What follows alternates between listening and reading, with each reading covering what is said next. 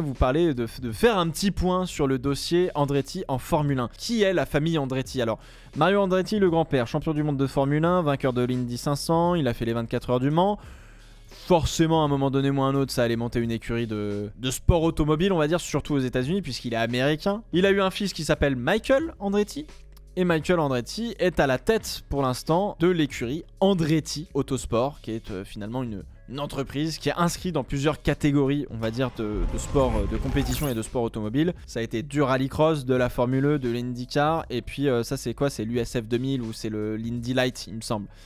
Donc plutôt sur des championnats nord-américains, sauf la Formule E. Et donc, bon, Michael Andretti gère un petit peu tout ça. Et forcément, on fait rouler le petit-fils, Marco Andretti. Donc, Andretti Autosport, si vous voulez, c'est une écurie de sport automobile qui a des sponsors, est une entreprise qui fonctionne bien, qui génère des revenus, machin, etc. Extrêmement connue aux États-Unis. Si vous voulez, c'est du même ordre, entre guillemets, peut-être un petit peu moins quand même.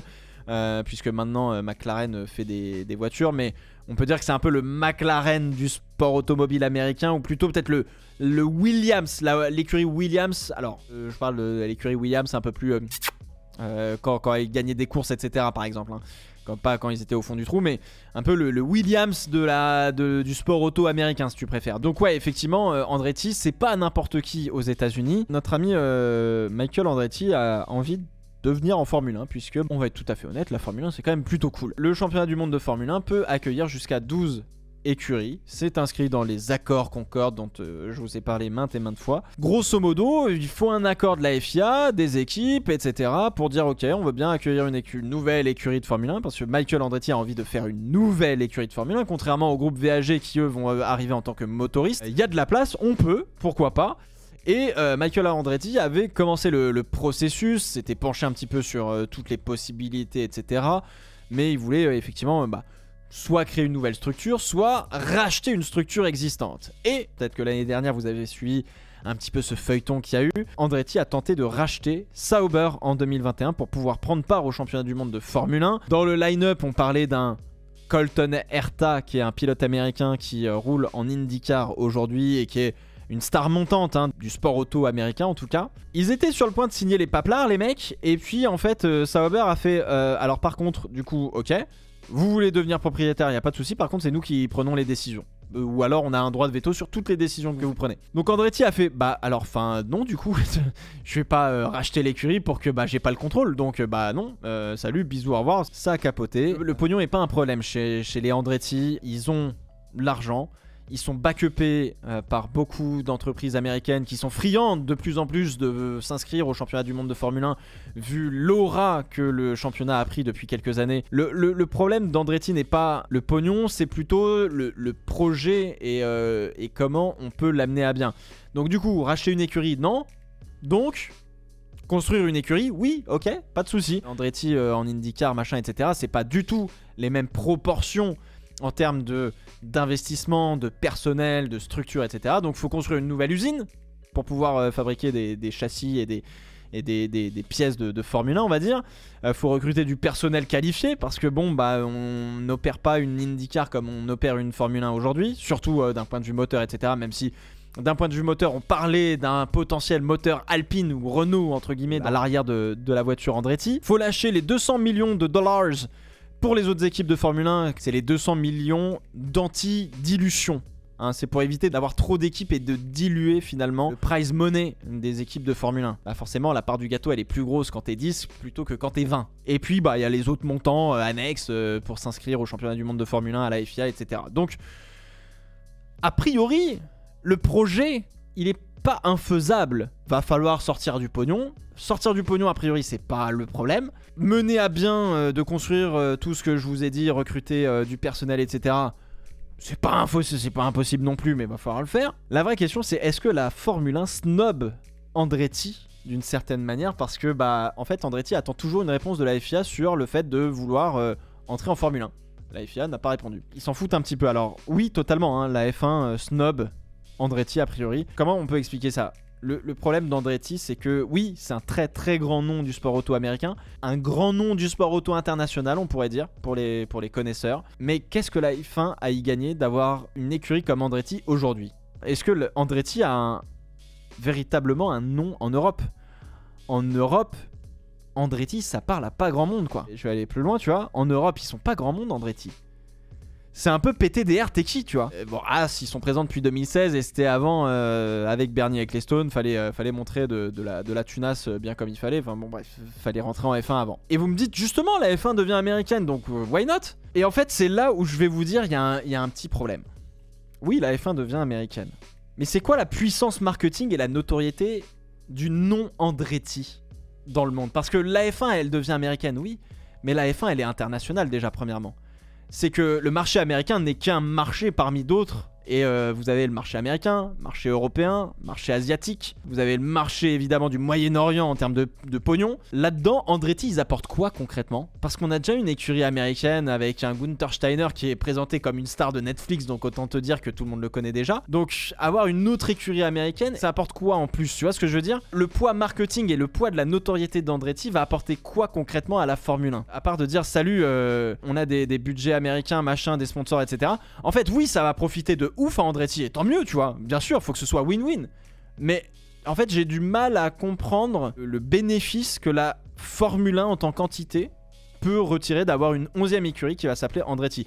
Demain, tu me dis par exemple, Andretti construit des voitures de sport et veut les exporter dans le monde, ouais. Tu vois, là oui, c'est un peu genre un McLaren bis, tu vois ce que je veux dire? Alors que d'un autre côté, bah forcément, on se dirige plus vers un Porsche Audi qui veulent rentrer en Formule 1 et qui sont des énormes poids lourds de l'industrie automobile, qui veulent se servir de la Formule 1, mais sur laquelle la Formule 1 peut construire toujours plus son business, de toucher encore plus de gens, et surtout toucher des gens qui ont une vraie capacité de portefeuille. Là, on parle pas à nous les gueux, tu vois. J'ai envie de vous dire, la F1 snob Andretti comme elle snob...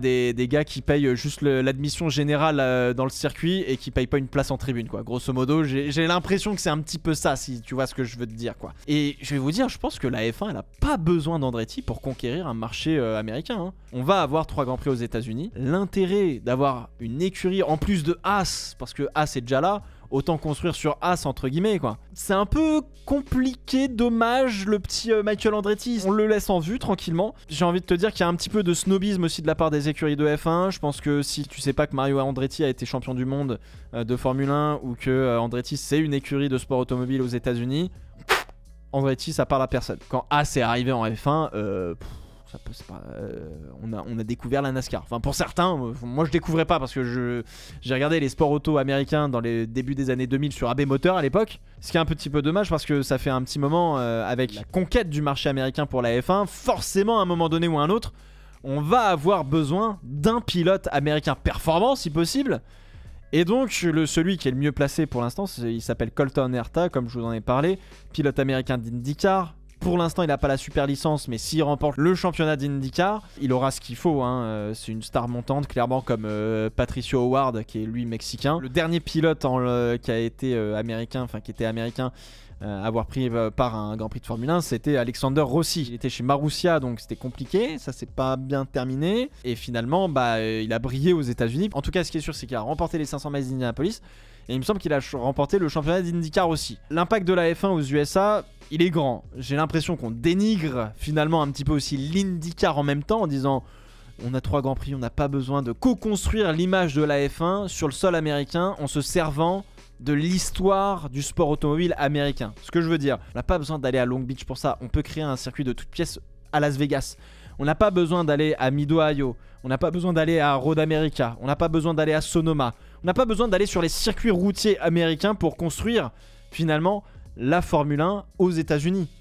On a un Grand Prix de Formule 1 qui est le Grand Prix des États-Unis, qui est à Austin, Texas, où l'IndyCar est venu et a fait c'est bien pour la F1, mais l'IndyCar pas ouf. Et puis derrière, on construit un circuit à Miami, on construit un circuit à Las Vegas, et boum. Et en fait, on n'a pas eu du tout besoin de l'IndyCar, des noms comme Andretti, etc., pour construire la notoriété de la Formule 1 aux États-Unis.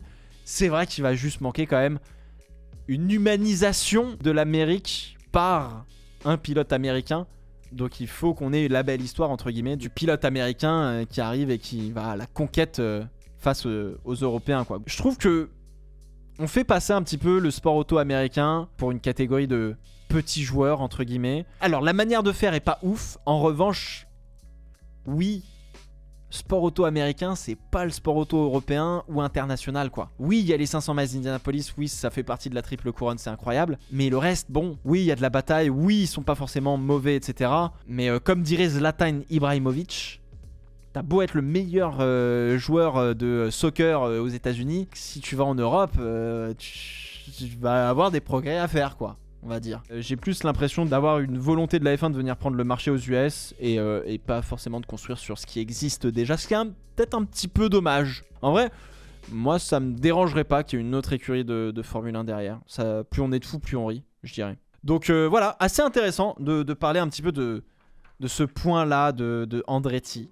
On verra si ça arrive ou pas. Ça me paraissait intéressant pour vous de vous en parler parce que finalement, j'ai jamais abordé le sujet avec vous et je trouvais cool.